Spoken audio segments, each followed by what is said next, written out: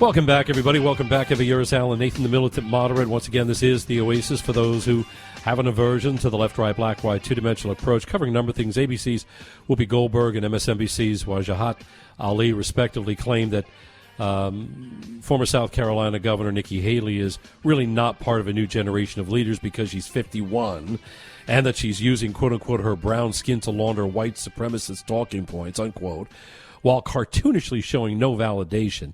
I'm going to get to my illustrious guest here in a second, but before I do, I want to share these two clips with my audience. I'm going to let them hear them back to back. James, if you wouldn't mind, let's go ahead and cue up clips 3 and 4. The first is going to be ABC's The View with Whoopi Goldberg. She's going to be talking about how Nikki Haley really shouldn't be seen as a new generation of leadership because of her age. And after that, you're going to hear another clip from MSNBC's.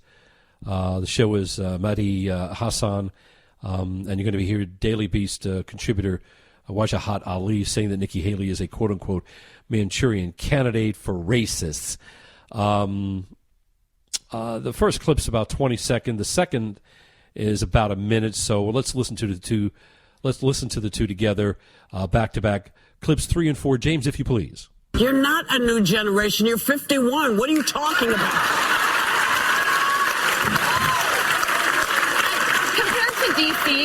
Compared to DC, that's a new generation. Well, but it's not a new generation. She may be younger than most of those people, but her rhetoric is the same.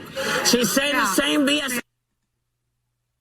To quote Zora Neale Hurston, not all skin folk are kinfolk. Nikki Haley instead is the Dinesh D'Souza of Candace Owens. She's the alpha Karen with brown skin. And for white supremacists and racists, she's the perfect Manchurian candidate. And instead of applauding her, I am just disgusted by people like Nikki Haley who know better, whose parents were the beneficiaries, as Asha said, of the 1965 Immigration Nationality Act, which passed thanks to those original BLM protesters and the Civil Rights Act. Her father came here because he was a professor. He taught at a historically black college in South Carolina. That's how she became the proud American that she is. And yet, what does she do? Like all these model minorities, which, by the way, is the strategy of white supremacy to use Asians in particular as a cudgel against black folks. Instead of pulling us up from the bootstraps and pulling others from the bootstrap, we're taught to take your boot and put it on the neck of poor browns, immigrants, refugees, and black folks. And that's what she did in her ad. So I see her and I feel sad, Mehdi, because she uses her brown skin as a weapon against poor black folks and poor brown folks, and she uses her brown skin to launder white supremacist talking points.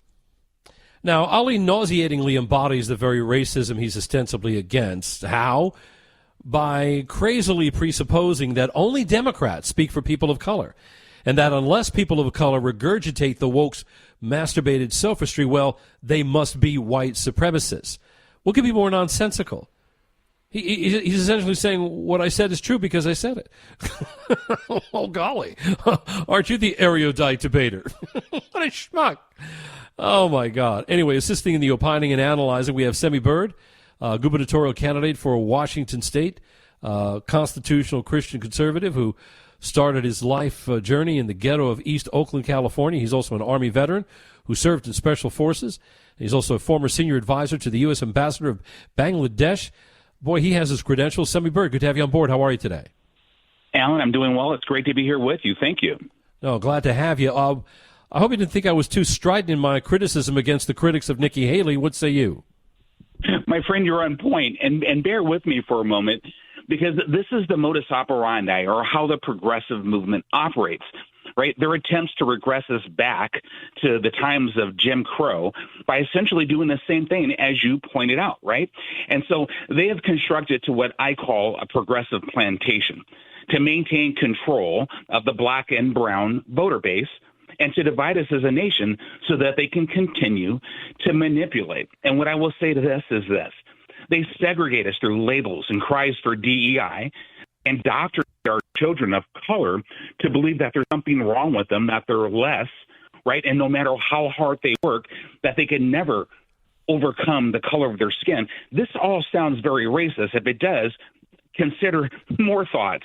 And if you dare to have an independent thought as a person of color that doesn't align with their woke regressive beliefs, you become a direct threat. And they attack you with their progressive propaganda machine, just like they did, the LA Times did with Larry Elder. But, Sammy, they can never tether their assertions to the required foundational merit. They can never tether their assertions to any sort of legitimate binding validation to their... Exactly. I mean, when individuals or groups make bad faith assertions of racism, they're actually committing racism in the name of fighting it, are they not? I mean, and that's because they're using race to intimidate dissent on policy debates, thus sort of fulfilling the very definition of racist tactics. I mean, this should be abundantly clear to anyone with an IQ above Kleenex, or again, am I being too strident? Well, let me bring a great comparison and contrast to how it was done right and how it's being done wrong. And very simple. Reverend Dr. Martin Luther King Jr. Look at how he marched and brought forth equality in the Civil Rights Act, by which it was conservatives who drove that across the finish line. Essentially, what they're doing is a counter. It's an embarrassment. It goes against what Dr. Martin Luther King gave his life for. What they're trying to do is subjugate people of black and brown and not elevate people. And the way they do it is to, again, this is all what I call psyops. They essentially get people divided. They make black and brown people feel that they're less than anyone else. They focus on labels and segregating us. This is clear to anybody that this is not right. Because just because you're born white does not mean that you're tethered to slavery, or just because you're born brown does not mean that you're less capable than anybody else. It's common sense at play here, and this is why I wrote the Meritocracy Initiative, something that I have on my website, birdforgovernor.com, which gives a rational viewpoint of a meritocracy, pulling yourself up from your bootstraps, regardless of what the color of your skin is. Well, that's the beauty. That's the beauty of capitalism in a representative constitutional government. We're by the way, we're not a raw democracy. We are a constitutional republic. The difference is in a democracy, 51% of the people can take 100% of your rights away. With a constitutional republic, your individual rights are protected no matter who the hell's elected. But what they do is they practice identity politics, and what they do is they're marketing socialism as a way to get there. For instance, just because the left refers to socialism as social justice, and then tethers it to a multitude of minority identity groups, all of a sudden folks are no longer permitted to object to socialism, because doing so means they're supposedly objecting to the ethnicity of the group behind which that relabeled socialism now stands. I mean, this is a cartoonish stunt that doesn't really expand rational discussion at all. I mean, by renaming socialism as social justice and then attaching it to groups like Black Lives Matter and Antifa and others, the left has somehow made functional illiteracy acceptable. I mean, and how do we stop letting dissent get strangled by the left's identity politics? I think it's easy. Simply expose it loudly when seen and ferociously humiliate those practicing it, and don't stop till they're curled up in a fetal position on a therapist's couch. I mean, these people have to be subjected to some rather formidable ferocity, or they're not going to get the point. I think the kid gloves have got to come off, or am I mistaken? Well, I think what people need is education. And I hate to say re-education, because it's essentially the truth in our history. And the truth in our history says, you're right, we are a constitutional republic. And the Declaration in our Constitution gives all citizens, regardless of race, creed, or color, or religion, equal opportunity to rise above. And the fact that these individuals want to subjugate specific groups for nefarious reasons is an affront to everything humane and decent. And so I think we need to educate people. We need more folks like myself who understand the benefit of America and a meritocracy, who took advantage of the opportunity, of the privilege that we all have of being born in this constitutional republic. We need to get the word out. We need more role models. We need more people to step forward and demonstrate the America that they're trying to sell you is not America at all. Well, the beauty of a country like ours is that you can go as far as you want from wherever you begin.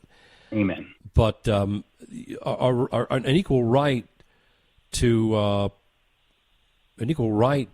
pursue success is not a right to have equal success demand, be given to you. I mean, what's the old phrase? Equal opportunity doesn't mean equal outcome. Your right to having equal opportunity is not a right to have equal success, because otherwise there's no competition and there's no reason for anybody to excel.